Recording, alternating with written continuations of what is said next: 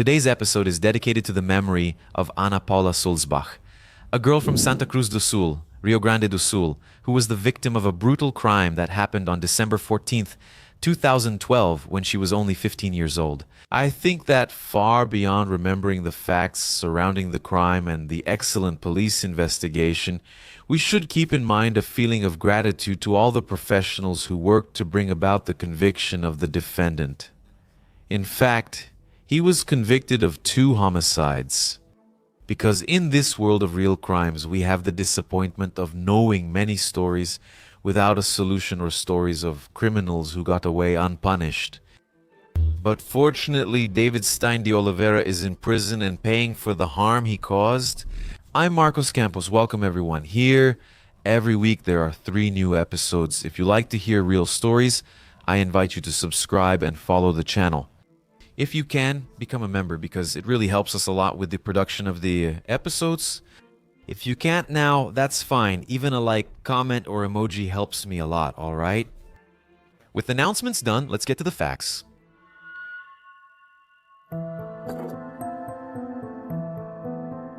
Ana Paula Sulzbach. In 2012, Ana Paula Sulzbach was only 15 years old. She was the oldest of 3 children of the couple, Dario and Silvani Sulzbach. As far as we could gather from journalistic sources, they were a simple, close-knit, and loving family. Paula, as she was known at home, was a popular teenager, always surrounded by friends, but attached to her family and with homely habits. Someone who likes music and browsing the computer. She shared the room with her sister Luana, who was 1 year younger than her. In the decoration of the teenager's little corner, among other personal things, there was a picture frame with a photo from her 15th birthday party. The gold medal from the school's futsal tournament and her favorite stuffed animals since childhood. In other words, the description of a girl with a normal life. The city of Santa Cruz do Sul has more than 130,000 inhabitants and is about 155 kilometers away from the capital, Porto Alegre. Santa Cruz do Sul has a very high Human Development Index, or Human Development Index. This is the result of its economy, which has historically been linked to tobacco farming, making it known as the world capital of tobacco. There are tourist attractions and a lot of good things to say about this place, where it seemed extremely safe to live and raise children. That sense of security completely changed on a Friday, December 14th, 2012. When Ana Paula left around 15 minutes to 9 at night, telling her parents she was going to a friend's house and didn't return to her own home. Actually, that friend wasn't in town, and Ana Paula intended to go to a male friend's house who lived in the same neighborhood as her. His name is Kelvin Suarez, who was 16 years old at the time, and he exchanged messages with Paula, arranging for her to go to his house. Then they would go together to the German Immigrant Monument, a meeting spot they used to frequent in the city center. According to my statement, I told her to come to my house at 11 o'clock. She replied that staying out on the street for another hour was dangerous, but I didn't know she was already out. I called, worried, and she answered that she was already on her way to my house. Paula didn't arrive at Kevin's address, nor did she answer her friend's calls anymore. That's why he, along with another friend, looked for her on the supposed route between the 2 houses, and also went to the German Immigrant Monument, but didn't find her. Later, the messages between the friends were recovered. It was then confirmed that Ana Paula really said she was going to stop by her friend's house, but she never got there, neither there nor at her own house. So, on Saturday morning, the parents filed a missing person report, and the official search began. Unfortunately, the girl's body was found 3 days later, on Monday afternoon, at Parque da Cruz. And the marks on her body told the police what her final moments were like before her death. According to the forensic report, Ana Paula Sulzbach was intoxicated. She had injuries to her sexual organs, as well as hemorrhagic shock due to polytrauma caused by a fall from a height of 40 or 50 meters. And the sources show some discrepancies. The location of the teenager's body happened during a second search in the same place, this time guided by sniffer dogs. So the police's theory is that the body didn't fall directly to the ground at the moment of the fall from the top of the cliff. It must have gotten stuck in the vegetation or on rocks on the slope, and with the heavy rain, it finally reached the ground, where the dogs later found it at the end of that afternoon on December 17th. Many images of the place, which is public, help us understand a bit of the dynamics of these events. Look at the height of the side of this mountain, and the interviews and statements from the girl's parents when the investigation began back in 2012 are heartbreaking. Dario Sulzbach, the father, together with his son João Pedro, who was 9 years old, was still trying to process the harsh truth that Paula, his eldest daughter, would not be coming home anymore.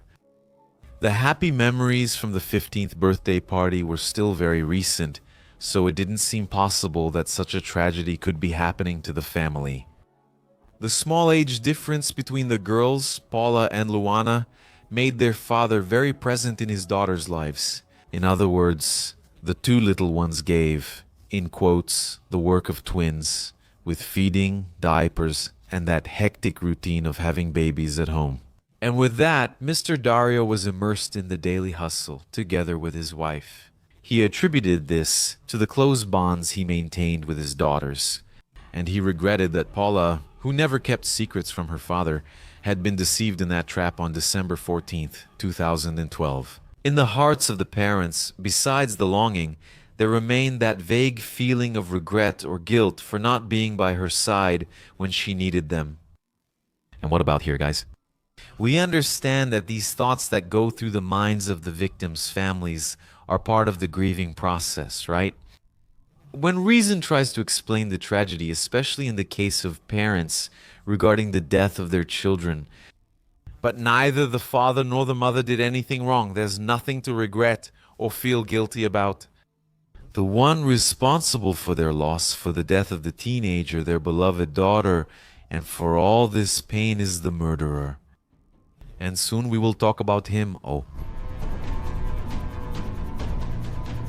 Initially, the parents didn't know the details of the investigation. They stated that they were following the progress of the police work through the media. They anxiously hoped that the case would be officially clarified, because in the days following the crime, many allegations and conversations arose in the neighborhood. But the parents were not interested in the assumptions and gossip that arose. They were waiting for the truth. On their part, there was no suspect. Nothing like a jealous boyfriend, ex-boyfriend, fights at school, or risky relationships. No indication of trouble with anyone, no enmity. Apparently, at the beginning of the investigation, the police were theorizing that it had been a crime of opportunity, committed by a stranger, a predator lurking. However, as the investigation progressed, they ended up focusing on a single suspect. However, no name was announced and the investigation was kept secret. Of course, it seems there is some freedom in how the detectives operate. And anyone who follows real criminal cases like the ones we bring here on the channel knows this very well. Sometimes the detectives, investigators, or military police officers involved open up in interviews, revealing details and giving information to the public. And then in other cases, it's like a criminal's lawyer, nothing to declare. But it is known that the police tried to retrace her steps on the day she disappeared, collecting statements from people who claimed to have seen or spoken with Paula that Friday. Anyway, in the case of Paula Sulzbach, a very important detail was the disappearance of her cell phone, which led to a request to break her phone records, so that the investigators could access the content of the messages and calls the girl had made, as well as the geolocation of the phone. Maybe there was the key to the mystery and the identification of the killer. And according to the director of the Department of Police Investigations at the time, Chief Mario Wagner, he was personally following the investigations conducted by the Santa Cruz police station. Initially, there were several lines or hypotheses being analyzed, even though the reported progress seemed slow. The forensic work was underway, and it would be precisely these results that would narrow down the investigated possibilities and lead to the precise identification of the suspects. Dr. Wagner also mentioned that the collection of evidence was a race against time so that the evidence wouldn't degrade or disappear. In Paula's case, the body was only found 3 days after her death. It was exposed to the elements, which meant an additional difficulty in the entire investigative process. It is also noted that, at some point, the investigations into Ana Paula's death received additional support. By order of the Department of Interior Police, a new chief joined the team when the investigations were concluded. The indictment from the public prosecutor's office, which is directly based on the police work, stated that on that night of the 14th of Ana Paula's killer and she were at Parque da Cruz when the criminal gave her alcohol and took her to the top of Morro da Cruz. Taking advantage of the teenager's drunken state, he abused her. Afterwards, to avoid being reported and recognized for the assault, he threw her off the top of the cliff and even stole her cell phone. The name of the person responsible, this perverse, guilty coward, is David Stein de Oliveira, who was 24 years old at the time. Apparently, he was a neighbor of the Sulzbach family, although they were not close or spoke to each other. This information gives us the idea that this monster had his eyes on the teenage girls in the neighborhood and must have premeditated the attack on Ana Paula. For sure. He saw the girl walking through the neighborhood as part of her daily routine, like going to and from school, market, church, and so on. He had an intention that, unfortunately, he managed to carry out. David Stein de Oliveira David. David Stein de Oliveira was briefly arrested in March 2013, and this arrest happened along with another man while the investigation was led by Chief Miguel Mendes Ribeiro Neto. But at the time, the court stated that there was not enough evidence against them and both were released. As the investigation progressed, the police identified through phone record breaches and also witness statements that he, David, was in the same area as Ana Paula when the crime happened. In this case, it is reported that the other suspect was going to a friend's house on December 14th when the teenager disappeared, which was proven, and with that, this second name was eliminated from the list of suspects. What was revealed at the time of David's trial is that the evidence left no doubt that he was in the same geographic area as Paula, because the last signals from her cell phone before she disappeared and from his cell phone were transmitted from the same place. According to the investigation, the perpetrator made a serious mistake when he kept the teenager's cell phone. After her death, he only changed the SIM card. Because of the evidence related to the phone, he finally confessed to the theft. That was in the third statement he gave. However, he did not admit to killing Paula. The police pointed out the suspect's various lies and inconsistencies. Even so, he did not confess to being responsible for the victim's death. An important clarification was about the reason why the body was not immediately found. Since the crime scene was Morro da Cruz, it's a tourist spot in the park, very well known, and there was no transfer of the body by anyone. In other words, as I mentioned earlier, the height was considerable and the body had gotten stuck in the vegetation on rocks there before hitting the ground, so the initial searches carried out. At the foot there of Morro da Cruz, on the day after Paula's disappearance, they did not find the victim. That was very strange, and the missing body led to theories of kidnapping or escape, and even hopes that the girl was still alive. Unfortunately, this was an unusual situation caused by the area's geography and terrain. This conclusion came from the General Institute of Forensics. General Institute of Forensics Analysis. The wake and burial of Ana Paula Sulzbach were held on Tuesday morning, with the presence of many people from the community. The school principal, where the teenager studied for 9 years, lamented the crime. She also mentioned that in 2011, Ana Paula was voted the school's most beautiful student.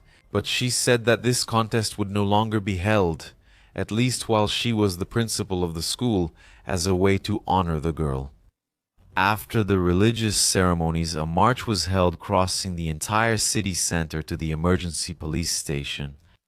The emergency police station demanding more security in Santa Cruz do Sul and demanding justice for Ana Paula's death. The trial It's worth knowing, folks, that there are 17 public cases against this individual. That's right, as we've said, David has been a suspect since 2013. However, the public prosecutor's complaint was finally accepted by Judge Marcia Ines in September 2015. That's when the court considered that the materiality of the crime was demonstrated through the police report, forensic report, autopsy report, and the reports of carnal conjunction and indecent assault, anatomical issues, toxicological examination, as well as the cell phone tracking report and witness testimonies. Regarding the anticipated trial of this case, which shocked Rio Grande do Sul due to its cruelty, it only took place on May 18, 2016, when the defendant was tried by a jury. According to details from the Jus Brazil website, the trial began in the morning and went on until after 9 p.m. At the beginning, there was a 45-minute delay because the defendant was locked in the courthouse cell and could only be released after a locksmith arrived. Among the witnesses heard were Ana Paula's mother, 2 police chiefs, and a civil police inspector. Mrs. Paula Sulzbach, Ana Paula's mother, finally breathed a sigh of relief and said she experienced an indescribable mix of feelings. Quote, nervousness and anger for having to face him, knowing what he did to my daughter, unquote. She also said that she remembers her daughter as happy, which was Ana Paula's trademark. But it hurts. We will carry this pain for the rest of our lives. At the trial's end, David Stein de Oliveira was found guilty, sentenced to 30 years in a closed regime, and ordered into preventive detention. He was charged with qualified homicide, as well as related crimes of abuse, theft, and supplying alcohol to a minor, being acquitted of the latter offense. But to our surprise, the defendant had already been held in the Sobradinho State Prison since January 2014 under the accusation of another homicide. So we concluded that in 2018, he was tried and sentenced to 18 years in prison, initially under a closed regime, for the death of Leodete Aparecida da Silva, who was 35 years old, which happened on November 29, 2013. That's right, guys, the crime happened after the murder of Ana Paula. And in this second case, David was convicted of aggravated homicide by means of asphyxiation and fire, but acquitted of the crime of abuse. The initial suspect was a man who had been seen with the victim at a party. However, this guy's girlfriend stated that she was with him at 5 o'clock on the day of the crime, and based on this alibi, the investigation turned to a certain vehicle that appeared in an image from security cameras at the place where Leodete disappeared. The police then took it step by step, initially seizing the vehicle, which had expired documents. The car belonged to construction worker David Stein de Oliveira, and after confirming the identification of the car, which placed the suspect at the crime scene, it was determined that the genetic material found on the victim matched that of the suspect. The DNA match isn't... The police mentioned that we already had knowledge of his profile because of Ana Paula's death. We already knew he was a charmer, that he approached women on the street, someone who couldn't accept being rejected and who was very aggressive. I'll add that after what he did to Ana Paula, if he already did, right? Nothing happened before that, after he did it? Maybe he felt safe or pleased, thinking nothing would happen, which isn't good. The police chief said David and Leodete went to the Goiás neighborhood and were intimate. Afterwards, he assaulted her, then took the body out of the car and left it on the property, returning around 5 in the morning with the headlights off so as not to draw attention. He set the body on fire, and the autopsy showed death was caused by asphyxiation and burning. Leodete was alive when burned. Her body was found the next day. She lived with her mother and 2 children, and that night she had gone out with a friend to a party. David denied the crime, saying he didn't know Leodete. According to what he says, that day, as a hard-working guy, after work he went with friends to a brothel. Later, he gave his father a ride and then went to a party, where he was with a female friend who went home alone. This supposed movement would justify his car being, coincidentally near the victim. When asked how his genetic material ended up, with the victim there, he said he didn't know. Maybe she was at the brothel where he went. Yeah.